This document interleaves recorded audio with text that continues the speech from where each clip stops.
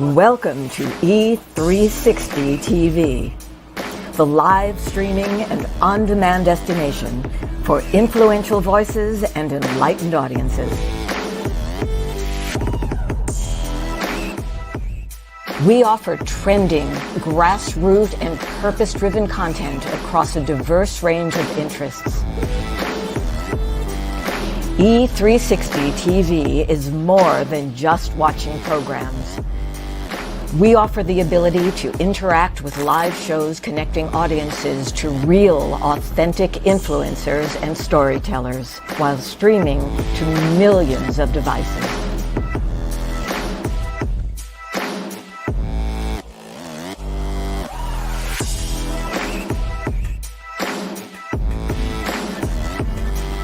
Real experiences. Raw conversation. One destination for it all. E360 TV.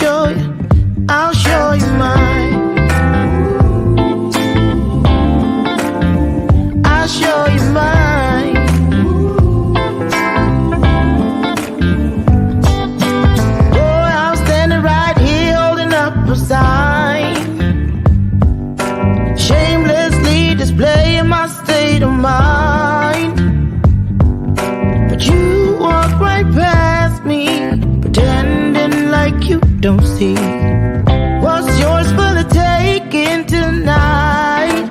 Ooh.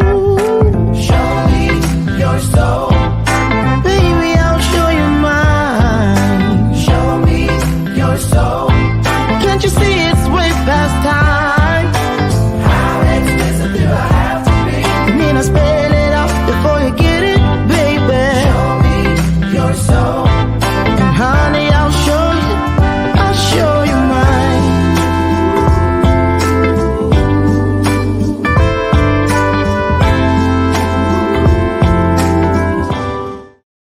Well, good morning. Do you see what's on the screen? Do you see it? Do you see it? It is International, there it is up in the corner now for you, International Women's Day. There you go. Happy International Women's Day to each and every one of you. Welcome to today's installment of Bathrobe Moments. I'm your host, Lauren Michaels Harris, and today is the 8th day of March.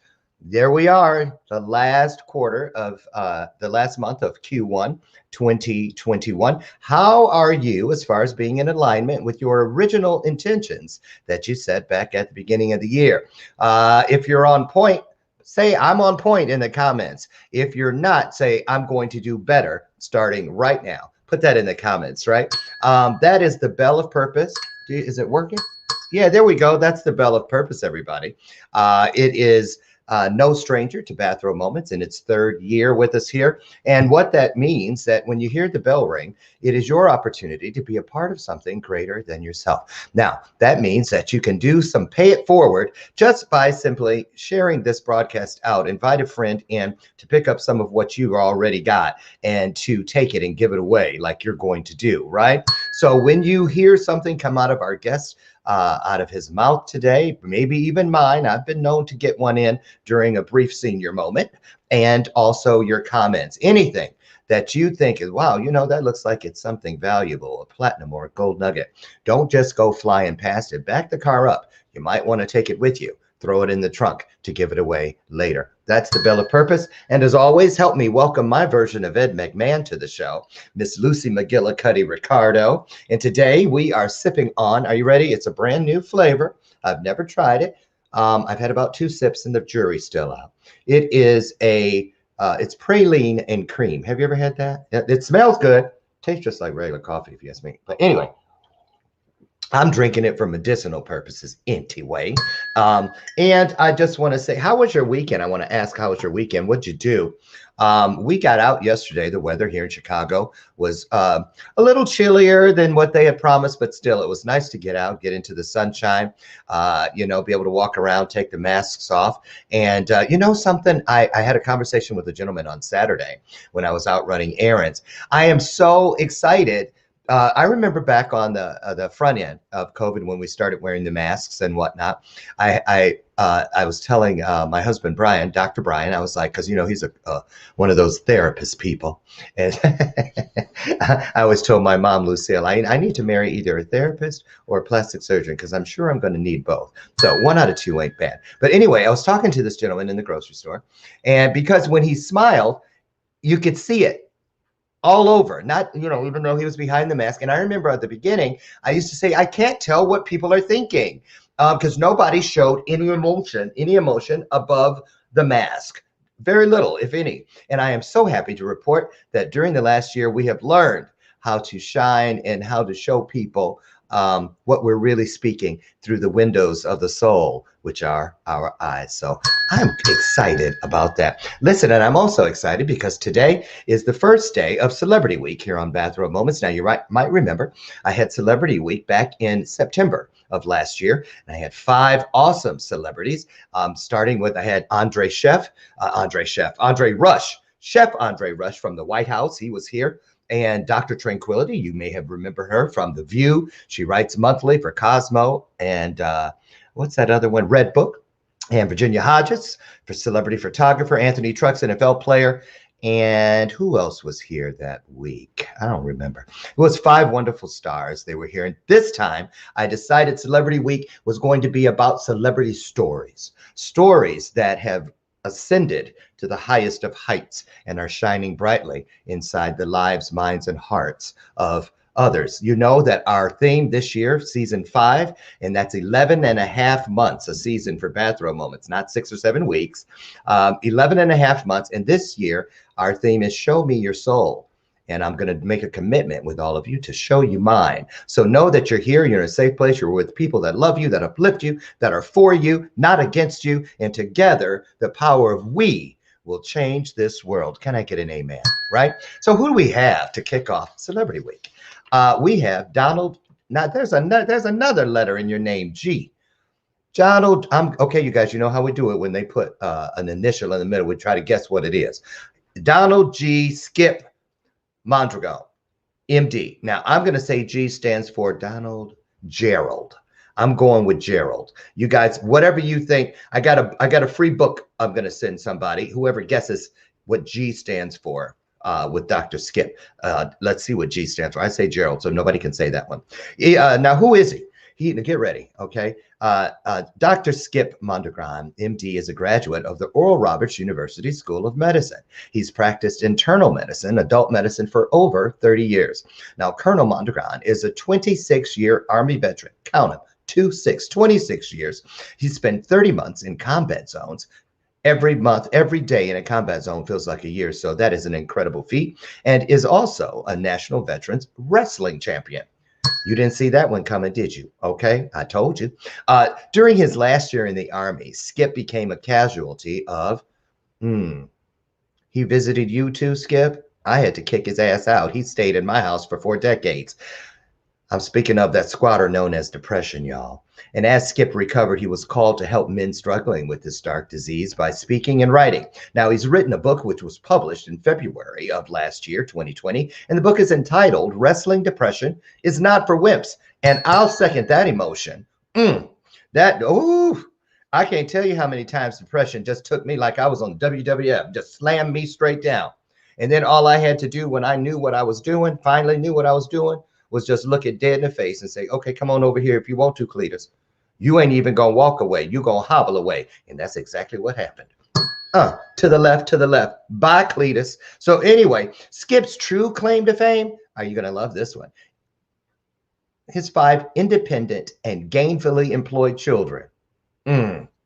I hear you there. His 4 grandchildren and his lovely wife, Sherry, who has endured raising teenagers on her own, a variety of moves to new duty stations, and far too many of his, Skip's, idiosyncrasies for over 39 years. We're going to get him in here, and I want you guys to do what you know we do in bathrobe moment fashion. Put your hearts on the screen. Put your hearts into this conversation, and let's bring Colonel Dr. Skip G, I think for Gerald, MONDRAGON, Colonel. What else can he add to that name? We're going to find out, because here he comes.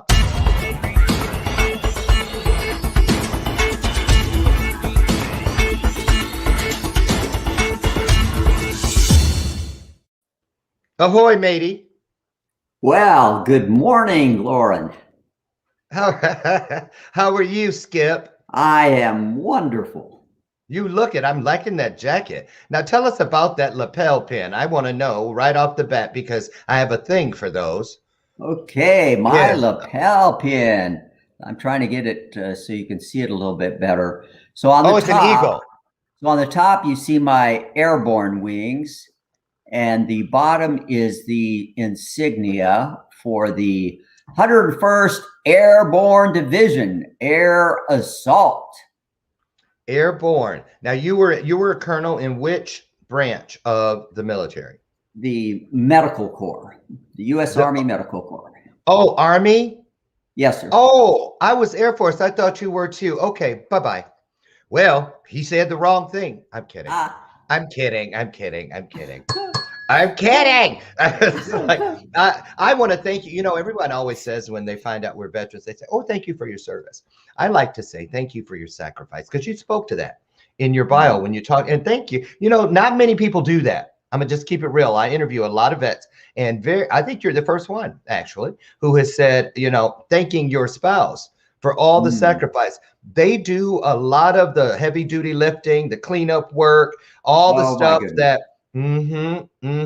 So tell us about where you are in the world. Give us a little backstory, if you could, Skip, on all of that, and tell us about your lovely family and where you're at in the country right now. Where are you at this very moment? We live in Midlothian, Texas. We are in Dallas, in Midlothian, Texas. We're in the Dallas-Fort Worth area. How many letters in that name? Midlothian. Midlothian, Midlothian.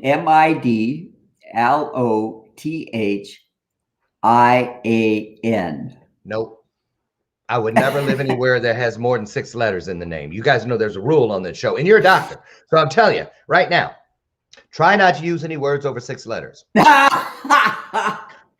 Oh, that's a challenge. Yes, sir. Yes, sir. I'm kidding with you. Do what you got to do. Tell us everything. Texas. Yeah. My wife and I, we met as undergraduates. I had transferred into Oral Roberts University. I had been out of school. I started my college career at University of Notre Dame. I had been on an Army ROTC scholarship, left there in my 5th semester in 1975. Was out of school for 3 years, trying to figure out what I was going to do. Felt a calling on my life from God, but not quite sure how to carry this out. Worked odd jobs, worked a year with a ministry, went back doing odd jobs, you know, minimum wage jobs, still was struggling. Ended up at Oral Roberts University, and my sweetheart, I met her in my first week at ORU. And we were respective academic chairpersons on our brother-sister wing. At the time I was at ORU, they matched up wings of different dorms, men and women's, as brother-sister wings. We would oftentimes eat together in the cafeteria. We'd go to games together, do activities together, and once each semester go on a retreat together. So we would get together, plan study groups, and pray for our fellow classmates. So we began to get to know each other. And I clearly got to like this young woman. You think? Yes, I found that not only was she exceedingly bright, my wife is exceedingly bright, and she is so well read. I feel illiterate compared to how well read my wife is. Cut it out, Skip. Get to the point. You know she was hot. But yeah, exactly. And She was so Uh-huh. but I asked her out 2 times, and she had previous dates. And I told myself, okay, I'm going to ask her out one more time. I don't care what excuse she has. And I asked her out. And if she has another commitment, I don't care what it is, I'm not asking her out again. So I asked her out 6 weeks in advance. And thankfully, She accepted. Yes. And so You knew all she needed was one night with Skip, one night, one dinner, one time. So did you know right then, Skip, that night, that 6 weeks later when you went out, did you feel that this could be the one? I did, because when I went to ORU, I had determined 3 things.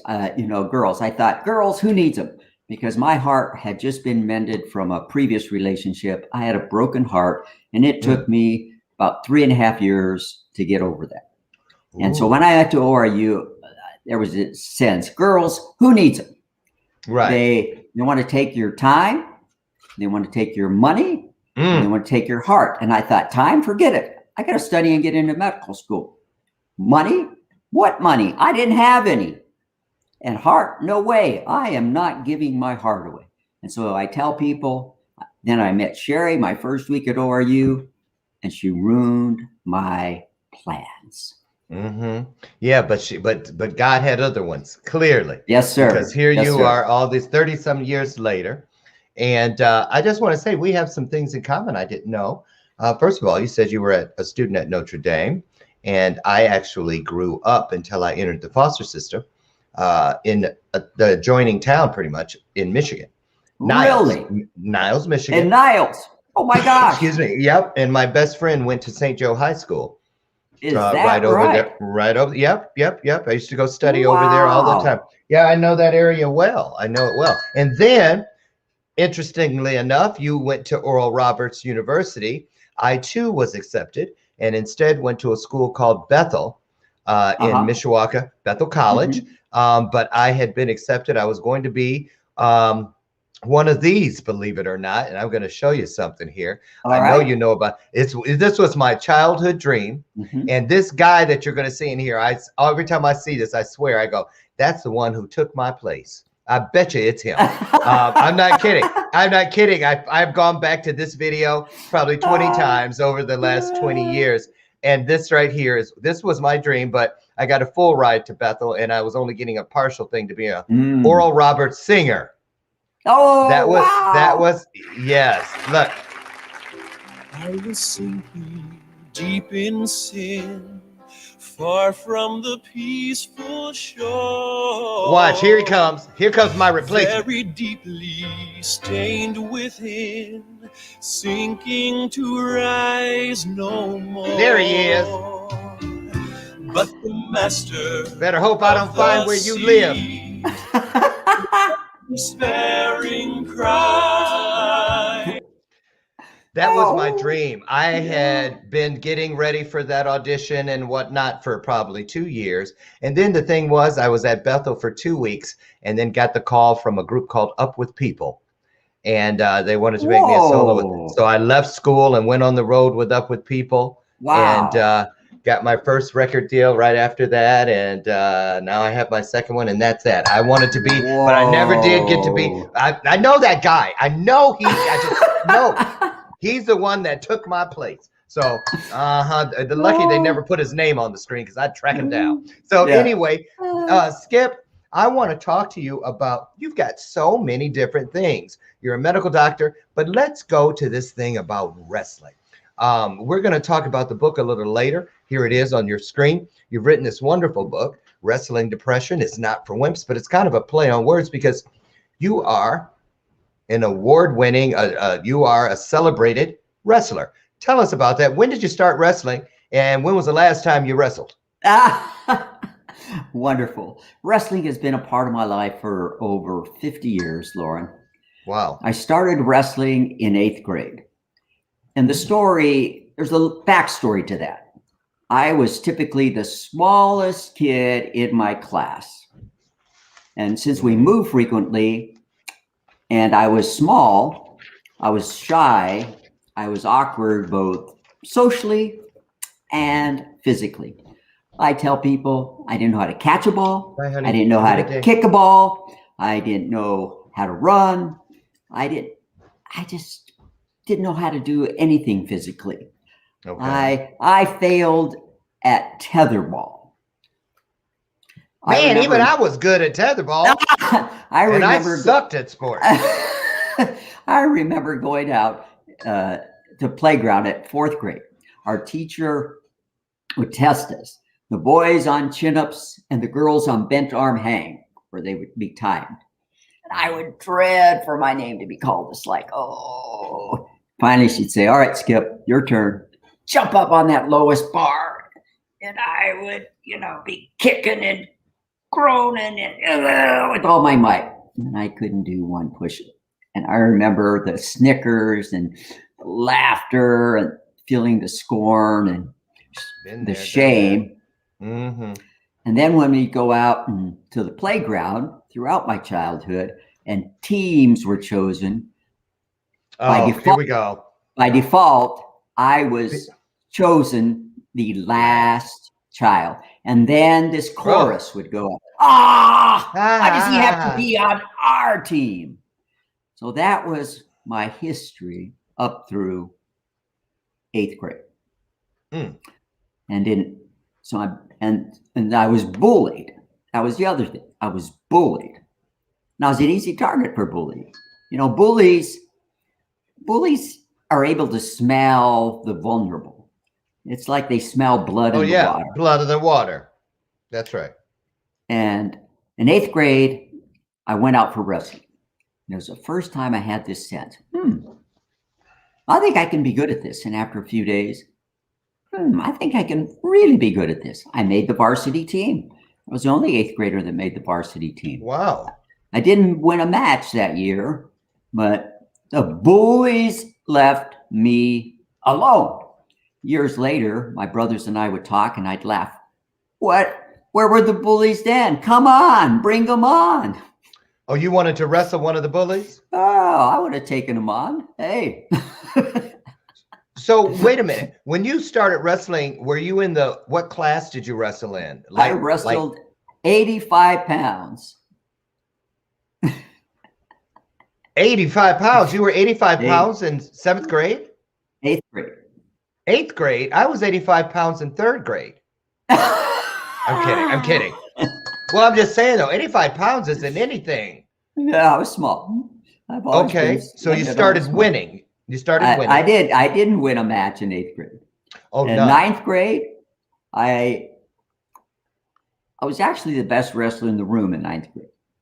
But the problem was I'd get so worked up the night before a match that all I do is toss and turn, toss and turn, toss and turn. I didn't get any sleep the night before a match. I'd go out there so physically exhausted and emotionally exhausted, I couldn't perform. However, the summer after 9th grade, I wrestled my first freestyle tournament. Okay. And that tournament turned me around because with that, I won my first match. And freestyle is one of the 2 Olympic styles. Okay. And won my 2nd match, won my 3rd match, won my 4th match. And now I'm wrestling for the championship. And I win. And that set me on this new trajectory. I was 3-time starter, 3-time letterman in high school, 2-time district champion, state runner-up. Now on multiple freestyle state championships, placed in 2 national championships, finished my high school career as an honorable mention All-American. Congratulations. Thank you. So let me ask you. So how was the mindset of your fellow student body, especially those that had bullied you on the front end? Did you get through that before you left high school? I mean, were you like a star now because of all this stuff? And did you, I'm always interested in how, because I was bullied, but then I became really popular in high school. I was bullied up till like 10th grade. Then something happened and things started clicking, and all of a sudden I was but I always had in the back of my mind, can I trust that person that used to bully me? Are they up to something? And so did you deal with any of that? And was that the last time you felt that you were bullied? Because we know, where we're headed, to that room with the black carpet known as depression. And so I'm wondering, do you feel that this bullying front story had anything to do with your mindset when the depression showed up full and here I am, how you doing? Well, that's a great question, Laura, and that is a great, because I never thought about maybe the role of bullying. I'm sure those early years, because my childhood was very traumatic. My father came back from Korea, a broken man, and I'm the third of 8 children, and my parents of meager means. We lived in the project housing in North Denver, and my father came back a broken man. I'm convinced he had PTSD. Oh yeah. Bipolar disorder, and he was an alcoholic. And when he drank, he was mean. He was abusive. My oldest sister says when he verbally and physically. Okay. And when he'd come home, my sister Roma would say we'd run and hide because we didn't know which dad was coming home. The kind, loving, gentle dad, or the angry, abusive dad. I don't have memories of that. No, I don't have memories of that. Thank goodness. You don't have memories of the abusive dad? No. I have one memory of him being angry there and speaking very harshly to me, but I basically don't have memories until the age of 7. Like I don't have memories of that part of my life. So it wasn't that you didn't experience. Are you saying that you think you suppressed these things? Oh, I know I suppress things. So I can't remember things. I have a few scattered memories there from times in my childhood up until 7, but it's like my life starts at 7 years old. 7? Okay. All right. I get it. And we moved frequently. Thank goodness my mother was the type of person, we're not going to live like this anymore, and moved us out of that situation. Later divorced my father, but he was sick. And my mother never spoke ill of him. She would just simply say, son, your father is sick. Which was true. Yeah, it's true. He was very ill, spent time in and out, right through the VA system. But he was horribly, horribly abusive to my mother. And I didn't find out how abusive until I was in my 30s.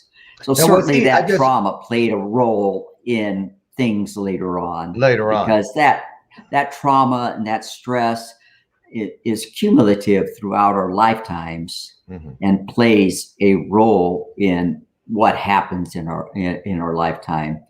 But we moved frequently, and my mother Can I ask you real quick? Let me ask you real quick before we get too far down the street from that. I'm just always curious when you speak to bipolar and someone's had a one-on-one experience.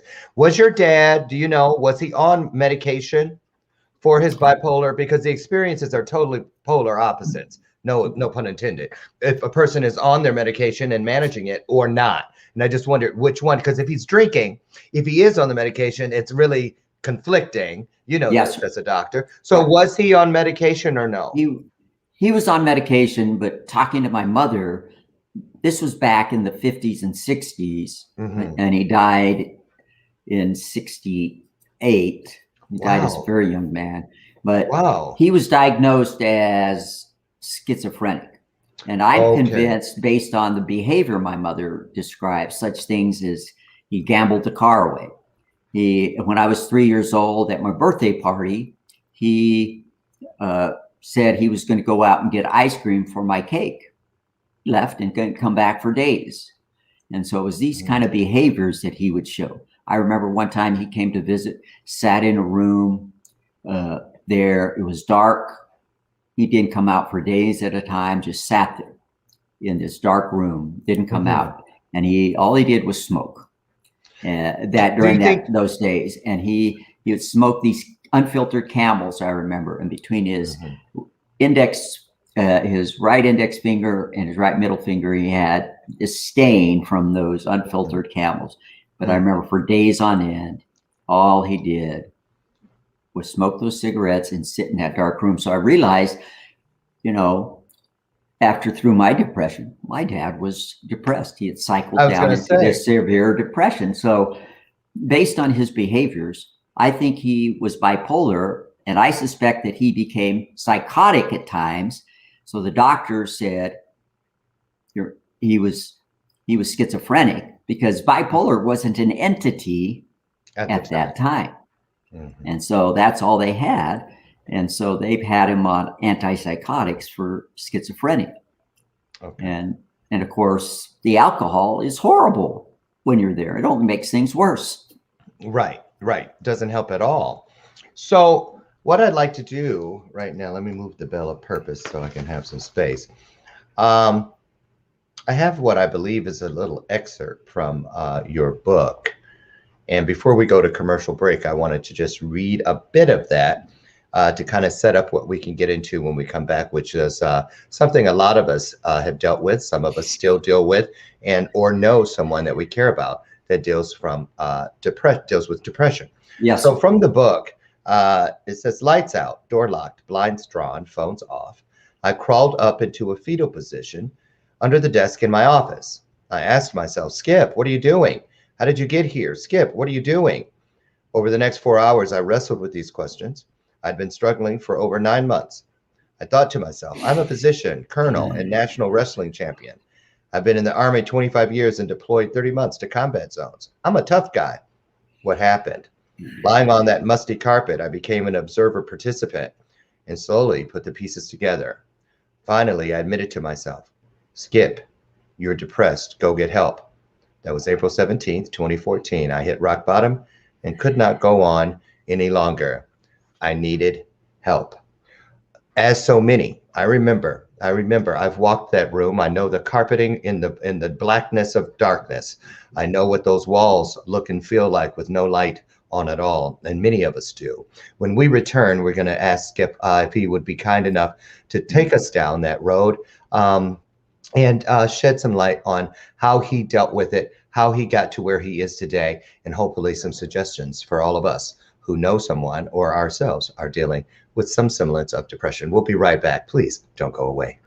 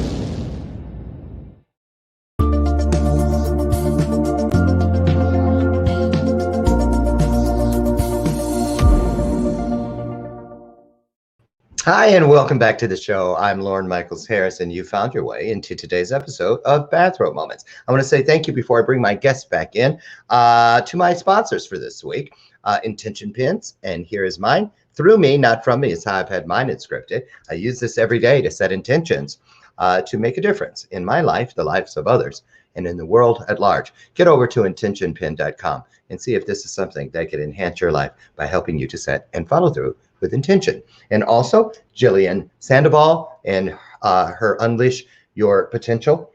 You saw that there. I'll have more about that later in the week. So thank you so much. Happy International Women's Day to all of you ladies out there.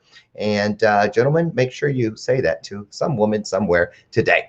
Let's get my guest back in. Skip, before we went to break, I kind of set it up with a little piece, an excerpt from your book where you identify. Now that I found very interesting that you were able to self-admit that what this diagnosis was. Now, had you gone and heard, but you're a physician, so you probably have peers or whatnot that you can bounce things across, or you got all the books. How did you know it was depression? And what did you think when you said it? Did you believe it? Oh, yes. I believed it with all my heart, Lauren. I had been struggling for 9 months, but I had this modus operandi. I had this identity. I'm this tough guy. And that's part of what I was struggling with as I was lying on that musty carpet in that dark room with lights were off, the door was locked, my phones were turned off. I'm struggling because I had been struggling. It started off with insomnia. And then that insomnia got worse. I had 3 surgeries in 7 months that exacerbated the insomnia, threw me out of my routine in terms of my exercise, nutrition. My thoughts began with guilt and shame and these negative thoughts. You don't deserve to be a colonel. You're a fake. You've let your family down. You've let the Army down. You've let your department down. Who's going to want to hire you? And these thoughts start pounding you day and night. It's like this endless plague list in your mind. And my cognition started going off. I was having trouble remembering things. I'd read something. 5 minutes later, what did I read? What was that about? I had trouble concentrating. When I was read scripture or read something else, it's like my mind was bouncing all over the place. And then recalling something. What's the name of that medicine and that medical syndrome? I felt foolish. Go ahead. Well, I'm just sitting here because I know somebody out there is thinking it too. I mean, I know when I was depressed, I was homeless. I was broke. I was in recovery for a drug addiction. I was seeking my birth family. I didn't know who I really was. There was a lot of those things. Now, somebody listening to your background, your backstory would say, you said, I'm a physician, a colonel, and a national wrestling champion. I've been in the Army 25 years, on and on and on. You have a beautiful family, a loving, caring wife, supportive children. What in the world, we might ask ourselves, would this guy have to be depressed about? Talk about that if you could. What was it, Skip? It was, I believe, Lauren, a accumulation, as I talked about, of those stressors. I had that the traumatic stressors. Okay. I had that traumatic childhood. I had been bullied. I had a genetic predisposition. I had 37 months that I had been deployed in total. And that takes its toll. I had soldiers that died during that time. I treated soldiers that were horribly maimed. And I treated a lot of patients that had died. And every time you take care of a patient that dies, there's a piece of you that dies. It takes its toll. And so you come back and you lose a year or 3.5 years out of your family's life. You never get that back. You don't get it back. And there's a grief that goes with that. I don't know that I appropriately grieved for all of that. I know I didn't. And so all this accumulated trauma, the bullying and so forth, circumstances. I was preparing to leave the Army. Some things were going on in my department that I didn't have any control over, but I was taking the blame. I was feeling guilty about. I was feeling shameful about. I talked about the 3 surgeries, and my mood started going down. As I mentioned, the cognitive problems, my confidence started, went into the toilet. I became indecisive. All these things occurred. See, depression is an equal opportunity disease. It doesn't matter your station in life. It doesn't matter your education level. It doesn't matter your accomplishments. It doesn't matter your race, your ethnicity, your language, your religion. It doesn't discriminate. Right. It's an equal opportunity disease. And see, my persona, this identity of tough guy, see, I took that on starting as an 8th grader because I had been that weak, wimpy, bullied kid. And I had determined from there, that's never going to happen to me again. So I had taken on that identity. See, I'm this national wrestling champion. Okay. That's me now. I'm this tough guy. I'm a soldier. I'm a man. I've been in those combat zones. I will move in these circles. I outwork those guys in the gym. I outwork those young soldiers in the Army physical fitness test. See, I'm tough. That was my identity. And because of that, I couldn't put these pieces together. Right. What was going on in my life? I was attributing it to the stress, preparing to leave the Army, the insomnia, etc. Sure. And it took those 4 hours laying on that carpet to put it all together and become that participant observer. And finally, I admitted, I said, Skip, you're depressed. Go get help. You're right. And that's another thing we have in common. That's what happened to me. I ended up on the carpet, rolled right into, I went down there to tie my shoes. And I went down and tied my shoes. I heard something through the heat grater, the heat vent at my mom's house. And no one knew I was there. It was my siblings. And that they thought I had gone to work. I was living at my birth mom's house. And the second week I'd been there. And I heard them saying, who is this guy? Is he here to take our mom? I thought he was dead. How do we know what he's really here for? And I heard all that stuff and it just sent me somewhere. And I just rolled into the closet and pulled the door shut. I stayed in there for 3 days. 3 days. My mom said, my job, Whirlpool, was calling. Is he coming to work? Where's he at? Blah, blah, blah. And she said, it was after day 3, I realized you were in that closet, but I figured you'd come out when you were ready. And so I got up and that's when I went to get help for depression. So very similar story. But I want to ask you this tough guy thing. Now, mindset, I consider mindset a muscle. Just like anything else. I really do. I consider it a muscle. I wonder if you could shed some light on, do you feel now that part of what led to it, I mean, we got the predisposition, we got, of course, the PTSD with what you're doing, but let's talk about the mindset muscle as far as how you relate to being a tough guy. You worked on all these other muscles, but had you been working on making the tough guy muscle strong here?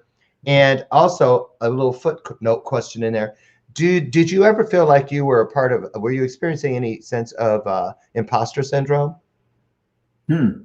That's a great question. I had been working on my mindset throughout my lifetime. Okay. I'd read on books. I'd have affirmations. I'd memorize scripture. I did things. So yes, I'd visualize. Okay. So I doing was, all the things they tell us to do. Yes. And still. Okay. And I wanted that out there. I wanted that out. Still. Yes. Right. Yeah. Because none of that is a guarantee. Nope. Even tough guys get depressed. Skip, I want to get into the recovery. Take us through that if you could, and for all of you out there that have ever dealt with this, know someone that you care about, that you don't care too much about, but they're dealing with it. Anyone, listen closely. because I'll tell you, it's like I think of depression like that old commercial about roach motels. You can check in, but it's hard to check out. And so, Yeah. you know what I'm saying? Right. So I'd like to hear what you have to say to offer some light, some inspiration for those dealing with depression. And I'm just going to get out of the way and give you the floor and let you take it until you're done with it. Okay? Thank you. Okay, you're welcome. Go right ahead. If you are struggling, don't suffer one more day in silence. Go get help. You're not a wimp. You're not weak. You're not less than a man if you go get help. So go get help. First and foremost, go get help. My recovery was painful. Through many tears, I remember sitting on the edge of the bed with my sweetheart Sherry through tears and crying, holding her hand and saying, honey, it's going to get better. It's not always going to be like this. I'm going to get better. But the recovery was more like,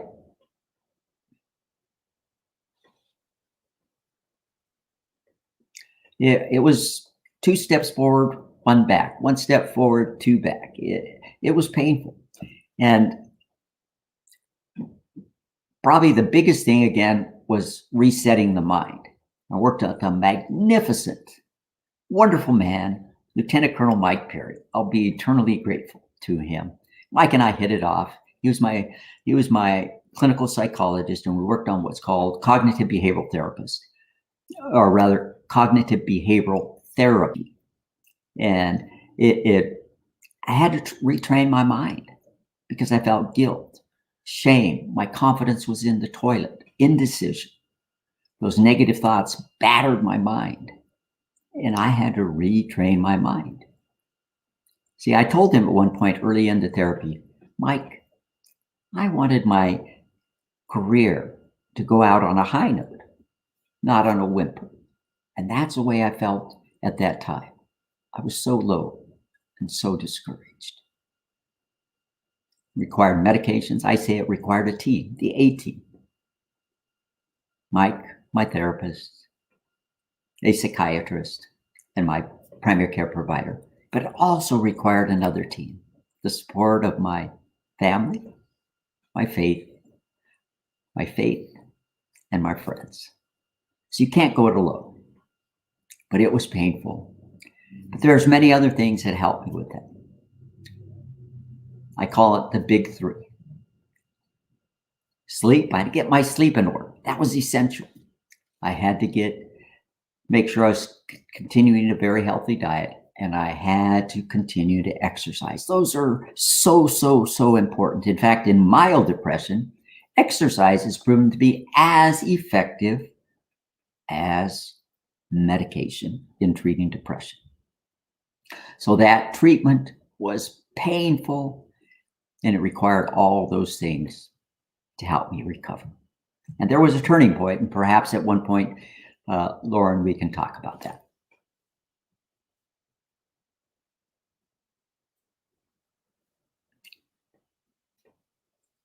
I'm sorry, Lauren, I can't hear you. I know.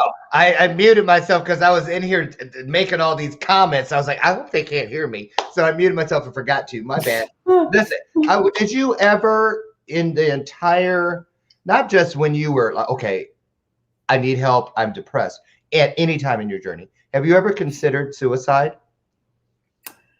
Thankfully, did it ever get that bad?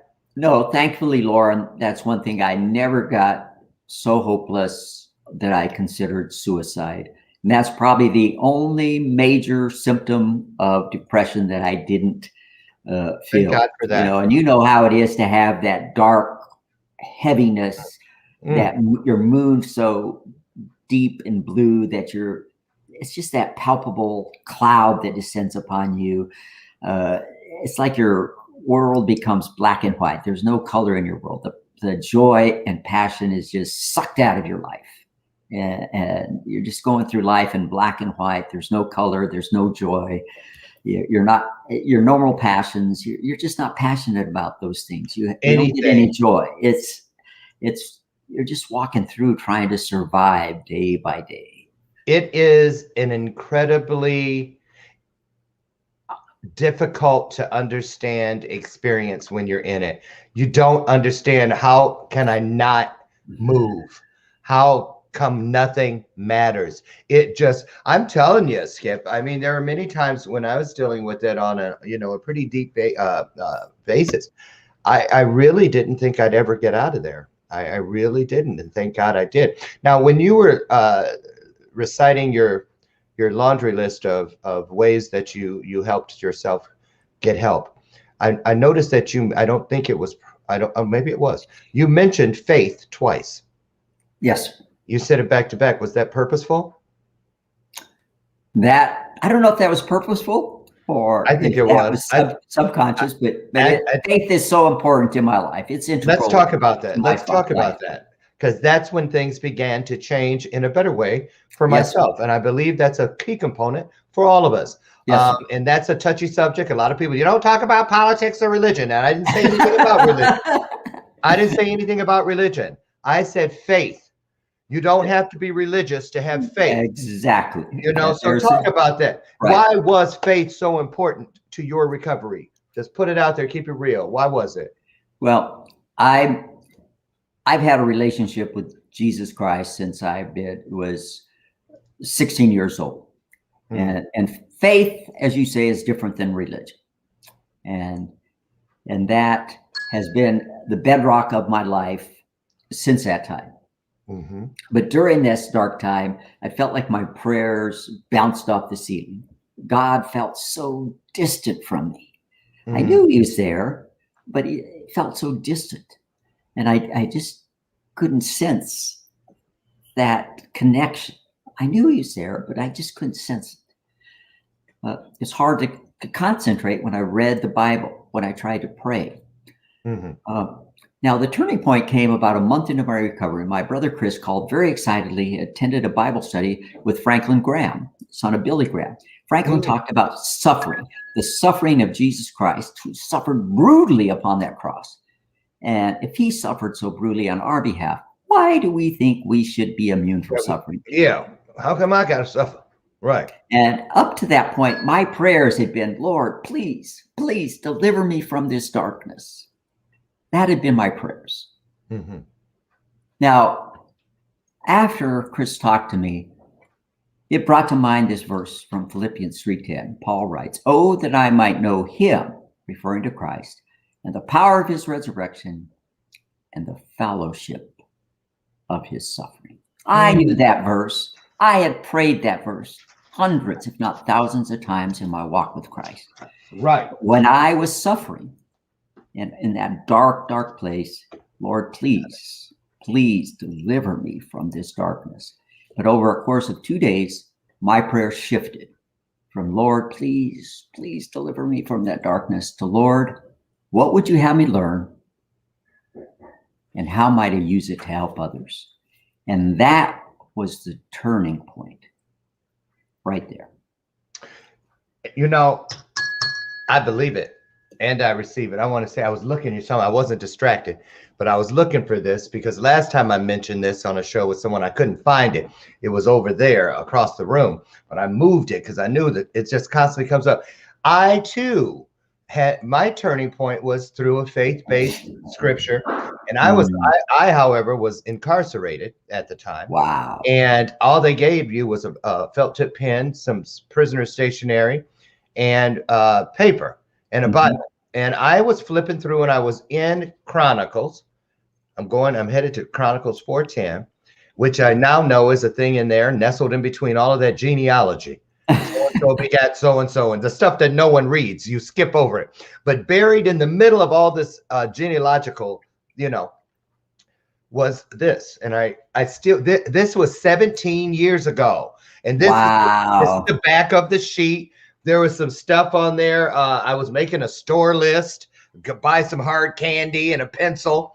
And even I peeled the corner back to show people, if you see, it actually says prisoner stationery. Oh, wow. And right. And I got the guard to give me some tape and I taped this on there. 17 years later, it's still with me. The only thing that's been here 17 years. And it says, oh, that you would bless me indeed. This is known as the prayer of Jabez. Yes, Oh, yes. oh, that you would bless me indeed and enlarge my territory, that your hand would be with me, and that you would keep me from evil, that I may not cause pain. So God granted him what he requested. 1 Chronicles 4:10. And I want to say to people, you know, I had very little faith at the time, but I had enough that I said I should write this down and keep it. Not ever thinking that this piece of cardboard and stationery from a prisoner stationery would be with me 17 years later. It's still in pretty good shape, you know. And so I find that really, really encouraging. Skip, before we run out of time, we got to talk about the book. Yes. Wrestling Depression is Not for Wimps. Who would you write it for, and what do you hope for people to take from it? And then tell us where they can get over and find the book. Thank you, Lord. Wrestling Depression is Not for Wimps. I wrote it for men because when I had that turning point, I knew at that point I was going to have to share my message. I was called to share my message. Amen. And it's written for men who are struggling with depression. It's written in layman's terms. It's written in short to easy read chapters. And it's written with practical tips, tactics, and techniques that men can put into practice today to help them. So again, it's written for guys, everyday guys. And I use the analogies of wrestling because, as I said, I've been a wrestler over 50 years. Sure. And you asked, when was the last time I wrestled? At the age of 56 and 57. You're 57 right now? No, I'm 65 now, but the last time I competed, you know, I competed here and won my national wrestling champion. Oh boy. Nice. With and won my national wrestling championship at 56. And then I was national runner up at 57. But I wrote this book and used those analogies because of the life lessons wrestling taught me.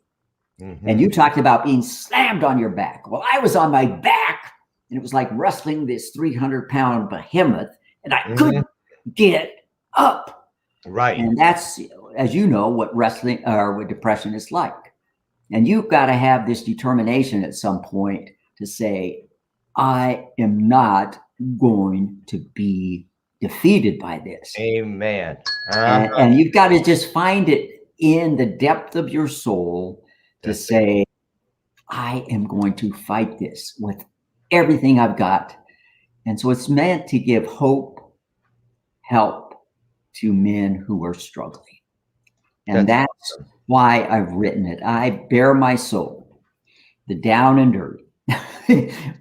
When you read this, you'll see me at my lowest of low, and you'll see what I went through. You'll hear about my past and some of the trauma, the bullying, etc. You'll read more about that, but you'll get a lot of good information that'll help you during that recovery, but it'll also help you maintain your health and wellness after you've recovered. Yeah, because that's important. That's essential. That's essential. Wow. But you start that first step if you need help, to get help, to get the professional help. Mm-hmm. Again, I can't stress that enough. You can't go it alone. Get that help, and you can't go it alone without your family, your friends, and your faith. I knew it. You can't. There you go. Everybody, the book is on the screen. It's entitled Wrestling Depression is Not for Wimps. Lessons learned from an amateur wrestler's fight to triumph over depression.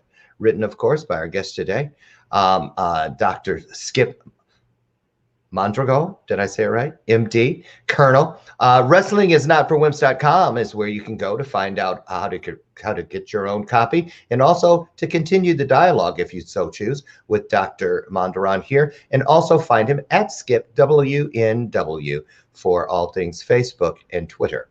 So there you are. I want to thank you so much for showing us your soul and allowing us to show you a bit of ours here today on Bathrobe Moments. Keep fighting the great fight. I love what you're doing, and I want to thank you for being the kickoff celebrity today for our second celebrity week here on Bathrobe Moments. And Skip, please reach back in when you want to come back and give us a reboot or a shot in the arm, or just come back and say hi again. We'd love to have you. Oh, thank you, Lauren. It's been my pleasure. I am delighted. In fact, I was so surprised when you reached out to me and said, I want you to be the first guest at our Celebrity Week. I was like, whoa.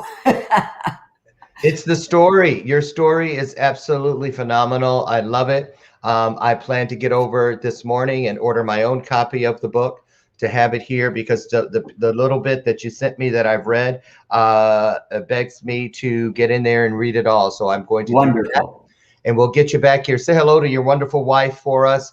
And thank you for being the blessing that we need today and tomorrow. So my hats off, and thank you for all your sacrifice and the military for us. I really appreciate it. Thank you so much. Yes, sir. God bless you. Okay.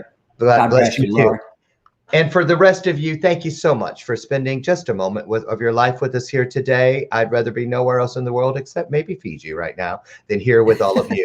But tomorrow, let's do it all over again. Tomorrow, the guys from Triple Nickel, they are also veterans, and they have a new apparel line. And I just happen to be one of their brand ambassadors. Triple Nickel, yes.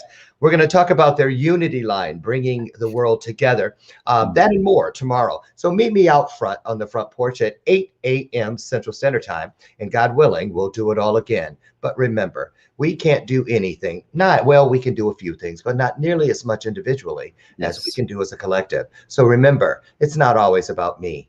Make it always about the we. I'll see you tomorrow morning. I'm Lauren Michaels Harris. God bless you. Everybody, have a great day. Bye now. Bye, Skip.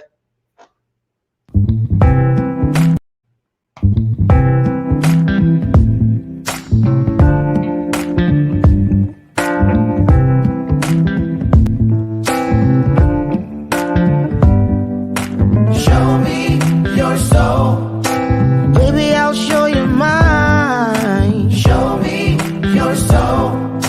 Honey, it's way past time. How expensive do I have to be? Need I spell it out before you get it, baby? Show me your soul.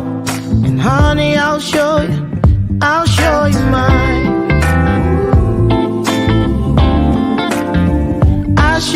mine.